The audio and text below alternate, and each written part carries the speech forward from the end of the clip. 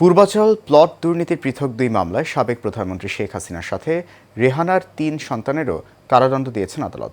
রায়ে শেখ হাসিনার ১০ বছর, টিউলিপ সিদ্দিকের ৪ বছর এবং এক মামলায় আজমিনা সিদ্দিক ও রেদওয়ান মুজিব সিদ্দিকের ৭ বছর করে কারাদণ্ড দেন আদালত। আইনজীবীরা বলছেন, টাকা দিয়ে রাজুকে প্লট কিনলেও প্লট কেনার ক্ষেত্রে কোনো আইনেরই তোয়াক্কা করেননি তারা, আর এ কারণেই হয়েছেন দণ্ডিত সবাই। শেখ হাসিনা ক্ষমতায় থাকতে পূর্বাচলে তার এবং তার বোনের পরিবারের সদস্যদের জন্য মোট ৬টি ১০ কাঠার প্লট বরাদ্দ নেন রাজুক থেকে। বিধি অনুযায়ী এসব প্লট পাওয়ার যোগ্য না হলেও ক্ষমতার অপব্যবহার করে এসব প্লট নেওয়া হয় বলে জানান আইনজীবীরা। সোমবার প্লট বরাদ্দের ২ মামলার রায় হয় ঢাকার বিচারিক আদালতে।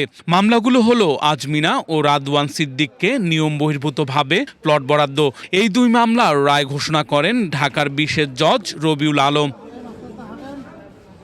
২ মামলায় শেখ হাসিনার মোট ১০ বছর, টিউলিপ সিদ্দিককে মোট ৪ বছর কারাদণ্ড দেয়া হয়। আর এক মামলায় আজমিনা ও রাদওয়ান সিদ্দিককে ৭ বছর করে কারাদণ্ড দেন বিচারক। এছাড়া অন্যান্য আসামিদের ২ মামলায় ১০ বছর করে কারাদণ্ড দেয়া হয়।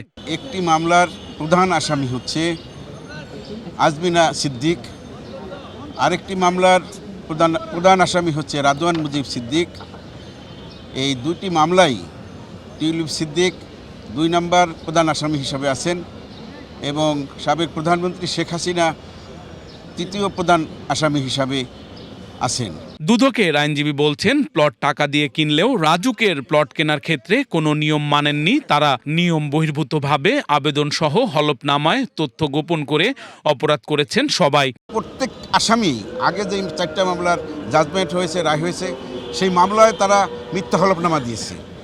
তারা রাজুকের ৪ বিধি ৫ এবং ৬ বিধি লঙ্ঘন করেছে এবং এই মামলায়ও একইভাবে তারা রাজুকের ৪, ৫, ৬ বিধি এবং দণ্ডবিধির ১০৯ ধারায় অপরাধ করেছে। সেই কারণে একই সাজা, একইভাবে জাজমেন্টটা হয়েছে।